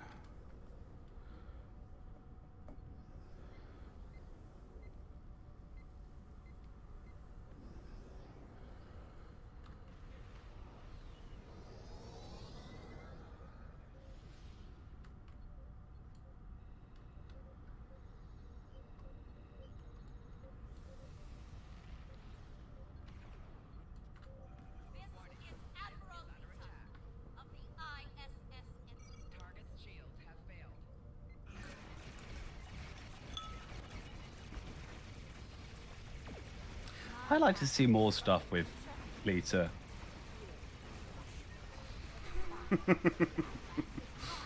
Yeah, really? Well, yeah, I would. Well, I'd like to see a resolution to Mira Lita's storyline. I think that's more what I'm saying. Or maybe finally get to see Mira Kira, because I haven't seen what happened to her. Yeah, that'd be interesting, wouldn't it? Hopefully she's imprisoned somewhere. I don't know, because like The Intendant. yeah, the intendant. Because within Star Trek Online, like the Terran Empire's come out of the ashes, hasn't it?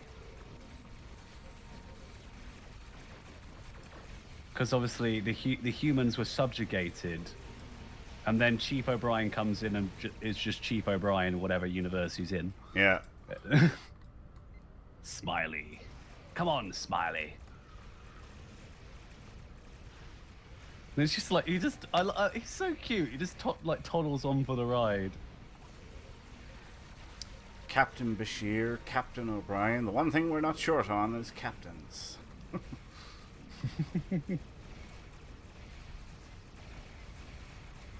I think I'm gonna try and assemble a character that just has the DS9 bridge crew. Nice. I really want to do that because I obviously I had the Julian Bashir unlock, but I'm gonna have to like go in search of the other ones because I know that you can get you can get Quark and you can get Rex. What else can you get? Oh, I can't remember. Rom. Oh, you can get Wayum. Oh, you can get. You can get Nog. Yeah. I didn't know that. You can get Quark, Rom, Nog. There's Bashir, Garak, Kira, Wayun, Dukon Rex. Yeah, you can get a crap ton of the Deep Space Nine characters. Oh, I want to do it. And I don't know whether I should make my character look like Cisco or just be like a sequel captain. I don't know. I'm fortunate enough to have them all.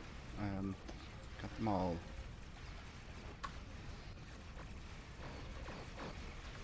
I was thinking if I do it, I might make it a Cardassian too. Oh yeah. Yeah. Oh, Garak. That's another one that you can get as well. Yeah, Garak. You can get Garak in the little bundle on the Lobby store when it comes back. Hopefully, it will.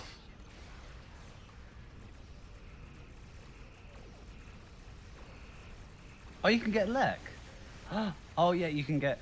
Yeah. You can get Lita from the C store. Yep. I really want to go to one of these Star Trek conventions to get some STO codes. Because everyone keeps telling me the codes. I'm like, oh, how'd you get them? It's like, we get them from convention. I'm like, oh, man.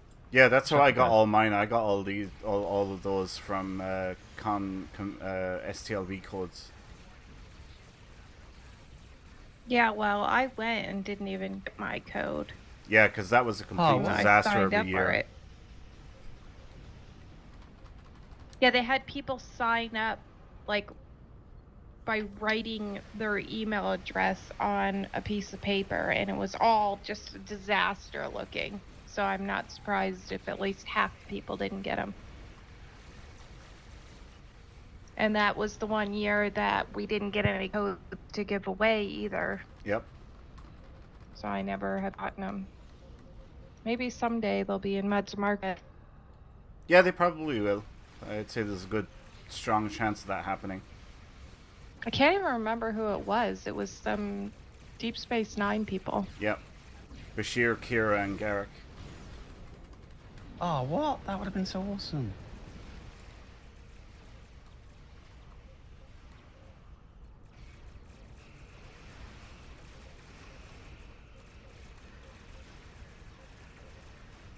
Why do I feel like I have a Bashir now? You do, because it was in the hospital little pack they did at the start of the pandemic.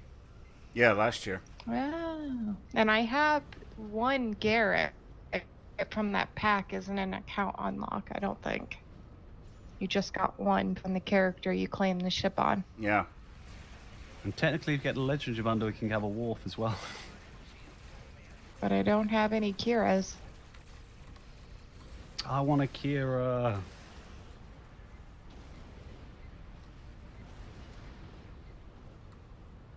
I love doing I didn't get the Legendary bundle. Did you ever decide whether or not to get it, Winters?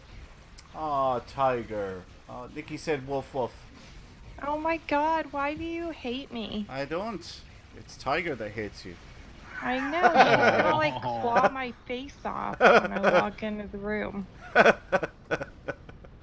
She was reaching out to me last night, thank you very much. She was looking You for all the off sweet. button. No, she wasn't. She was trying to hug me.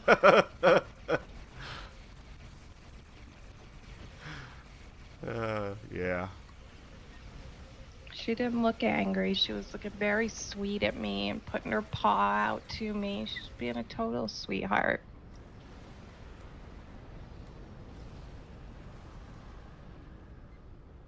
Yeah, Esri would be good. Then you can have an Esri for you, Julian Bashir. I wonder if Esri and Julian got married. I think they did.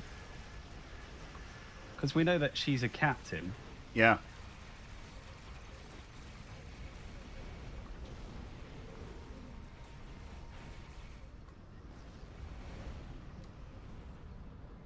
Oh, I cried when Jadzia died. Yeah, it's such a pity she didn't stay on for the last year. I know. It was just kind of too much work. If I have something bad to say about Deep Space Nine, it's that I really feel they were trying to ram down the viewers' throats Esri. Like, season 7 really became about Esri for like nearly half the season. You know, it was everything to do with her. Because they were trying to establish the character. There was just a lot of Esri in season 7, and I wasn't that gone on it. I must admit, I was worried I wouldn't like her, but I think I went into it thinking I wouldn't like her, and then I actually didn't mind her. Yeah. Although you know, it was a lot of Esri, I feel that it was nice to see them develop her character. They could have done it a little bit less, don't get me wrong. And it was a lot of like maybe, but I do feel like it was like she's the elephant in the room because Jadzia died, and I felt like it did quite well. But you know, that's just kind of me going in knowing that Jadzia died. If I hadn't known that, I think I would have had a heart attack when Esri shows up. Yeah. But yeah. Anyway. Okay, we are going to roll the dice on our last giveaway, which was for Groupies Breast Cancer Awareness Mega Pack, valued at between $60 and $70. There's a couple of ships in it, so really, really great prize. And the winner is Twitch viewer Revan Industries. Congratulations. Congratulations. Congrats. Yeah, Revan_Industries. If you can please contact us, send a whisper to the Priority One Twitch channel, and let us know what your email address is, and we will get that prize sent off to you at the end of the show. So well done and congrats again. Congratulations. Well, that concludes episode 169 of the Priority One Empire livestream. But before we go, here's a glimpse at next week's show. Next week, we will be helping our sister production, Priority One Podcast, celebrate its 500th episode with a massive 500-minute live stream. We will have special guests like Al, Captain Gecko Rivera, Star Trek Online's lead designer, Mary Chiefo, or Laurel from Star Trek Discovery, and Rod Roddenberry, everyone. Plus, a few surprises that we haven't announced yet. There will be prizes and giveaways throughout the broadcast, and with your help, we will be raising money for the Poor People's Campaign. This entire broadcast is going to be jam-packed and one show you do not want to miss. Well, you may request an audience with one of our leaders by joining the Priority One chat channel in-game. Simply type /channel_join space Priority One into the in-game chat box and hit the enter key.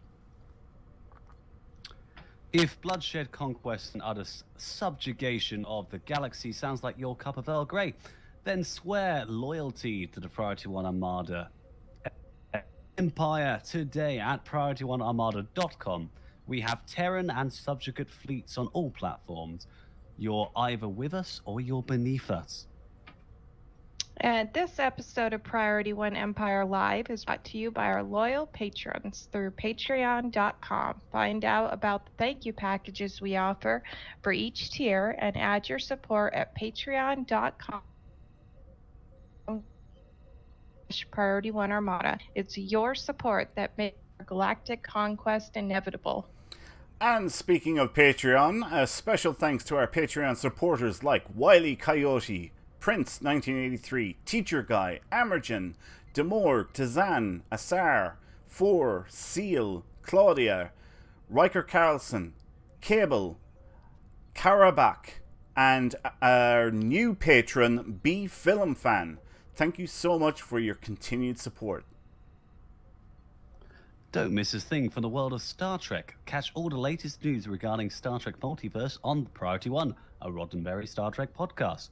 Get a new episode every Friday by pointing your favorite podcast app to feeds.PriorityOnePodcast.com. Your Emperor commands your presence for every episode of Priority One Empire Live, and you don't want to disappoint us. Follow our various channels on Twitch, Twitter, Facebook, and YouTube. You never know when we'll have another execution. Just kidding. We're always having executions. Before we go, we would like to say thanks to our artist, Jason Smith. Thanks to our social media manager, Anthony Cox, with assistance from Sean Babbitt. I would also like to say a very special thank you to my co-hosts tonight, Nikki and James, for joining me. You will live to see another week. And finally, of course, a big thanks to you guys, the viewers, because without you, none of this will be possible. So until next week, strike first, strike hard, and leave no survivors. Long live the Empire! Long live the Empire! Long live the Empire!